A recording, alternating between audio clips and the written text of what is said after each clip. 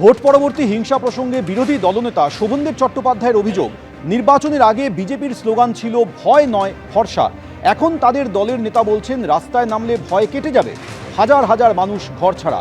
আজ ভরসা নেই, কিন্তু ভয় 4 গুণ বেড়ে গেছে। অভিযোগ শোভনদেব চট্টোপাধ্যায়। নির্বাচনকে আমরা বলি গণতন্ত্রের উৎসব, যে উৎসবে আপনারা স্লোগান দিয়ে বলেছিলেন ভয় নয় ভরসা, ভয় নয় ভরসা বলেছিলেন। আমরা আশ্বস্ত হয়েছিলাম যে নির্বাচনে জেতার পর ভয় থাকবে না, ভরসা থাকবে। কিন্তু আপনাদের দলের নেতা যিনি, সভাপতি যিনি, তিনি কি বলেছেন? তিনি বলেছেন রাস্তায় নামছেন না কেন আপনারা? উনি আমাকে উপদেশ দিয়ে বলছেন রাস্তায় নামো, তাহলে আপনাদের ভয় কেটে যাবে। অথচ আজকে আমাদের অসংখ্য মানুষের বাড়ি ছাড়া, হাজার হাজার মানুষ আজকে বাড়ি ছাড়া হয়ে গেছে। অসংখ্য মানুষের বাড়ি ভেঙে পড়েছে। আজকে ভরসা নেই, কিন্তু ভয় 4 গুণ বেড়ে গেছে।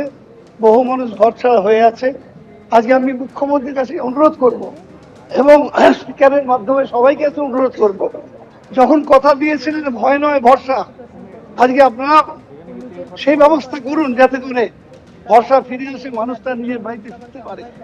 আজকে বহু মানুষকে আজকে যেভাবে এই গণতান্ত্রিক ব্যবস্থাকে বিভিন্ন পর্যায়ে এসআইআর থেকে শুরু করে কাউন্টিং পর্যন্ত যেভাবে গণতান্ত্রিক ব্যবস্থাকে ভেঙে ফেলে, আমরা যেন মনে হচ্ছে কোথাও এক স্বৈরাচারের পদধ্বনি শুনতে পাচ্ছি।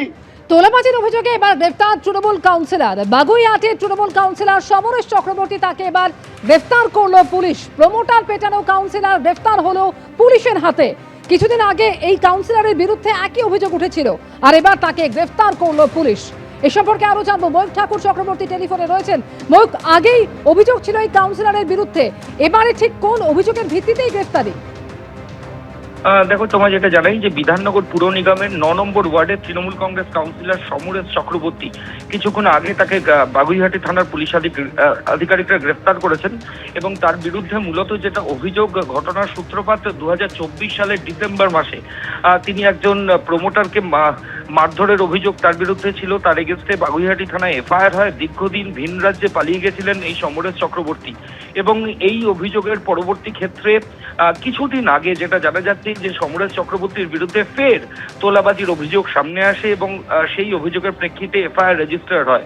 আজকে দুপুরবেলায় বিধাননগর পুর নিগমের 9 নম্বর ওয়ার্ডের টিএমসি কাউন্সিলর সমরেশ চক্রবর্তী, তাকে পুলিশ আধিকারিকরা গ্রেফতার করেছেন।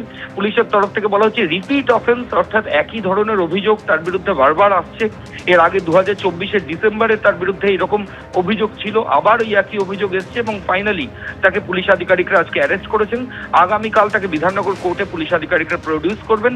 এক্সটর্শন, জোর করে আটকে রাখা সহ একাধিক জামিনযোগ্য ধারায় এই বিধাননগর পুর নিগমের 9 নম্বর ওয়ার্ডের টিএমসি কাউন্সিলরের বিরুদ্ধে মামলা রুজু করেছে পুলিশ। ধন্যবাদ ময়ূক তোমাকে। রাজ্য বিজেপির সভাপতি শ্রমিক ভট্টাচার্য আগেই ঘোষণা করেছিলেন যে তৃণমূল থেকে কোনো যোগদান নয়, এবার তার সিদ্ধান্তেই শিলমোহর পড়ল। আগামী 3 মাস রাজ্য বিজেপিতে কোনো রকম নতুন যোগদান নয়, তৃণমূলের অনুপ্রবেশ রুখতে কড়া নির্দেশ দিয়েছে বিজেপি নেতৃত্ব। শ্রমিক ভট্টাচার্যের সিদ্ধান্তে শিলমোহর সুনীল বানসালের। আগামী 3 মাস রাজ্য বিজেপিতে কোনো রকম নতুন যোগদান হবে না। টেলিফোনে রয়েছেন আমাদের সঙ্গে প্রতিনিধি শিবাশিস মৌলিক। শিবাশিস, কি সিদ্ধান্ত হয়েছে? দেখো, এর আগে শ্রমিক ভট্টাচার্য ইঙ্গিত দিয়েছিলেন যে এখন বিজেপিতে কোনো যোগদান চলবে না। আজ কেন্দ্রীয় নেতৃত্বের তরফ থেকে সুনীল বানসাল, কেন্দ্রীয় সাধারণ সম্পাদক, যিনি এই মুহূর্তে বঙ্গ বিজেপির কেন্দ্রীয় পর্যবেক্ষক, সুনীল বানসালের সঙ্গে বঙ্গ বিজেপির তরফ থেকে একটি বৈঠক আয়োজন করা হয়েছিল, যেখানে জেলা নেতৃত্ব, বিভিন্ন জেলা 43টি সাংগঠনিক জেলা নেতৃত্ব তারা উপস্থিত ছিলেন। তাদেরকে বার্তা দেওয়া হয়েছে শ্রমিক ভট্টাচার্য এবং সুনীল বানসালের পক্ষ থেকে, আগামী 3 মাস বিজেপিতে কোথাও কোনো জয়নিং চলবে না, অর্থাৎ যোগদান আপাতত বন্ধ। কারণ কোট আনকোট তৎকাল বিজেপি হিসেবে গণনার দিন থেকেই দেখা যাচ্ছিল কিছু মানুষ তারা গেরুয়া আবির মেখে তারা বিভিন্ন জায়গায় বিভিন্ন ধরনের বিতর্কিত বিষয় জড়িয়ে পড়ছিলেন। বিভিন্ন জায়গায় পার্টি অফিস দখল থেকে শুরু করে বিভিন্ন ইউনিয়ন নতুন তৈরি করা, এই ধরনের অভিযোগ উঠে আসছিল। এই ধরনের অভিযোগ আশায় কাউকে রেয়াত করা হবে না, এমনকি সাসপেন্ড পর্যন্ত করা হতে পারে, এই বার্তা দিয়েছেন সুনীল বানসাল।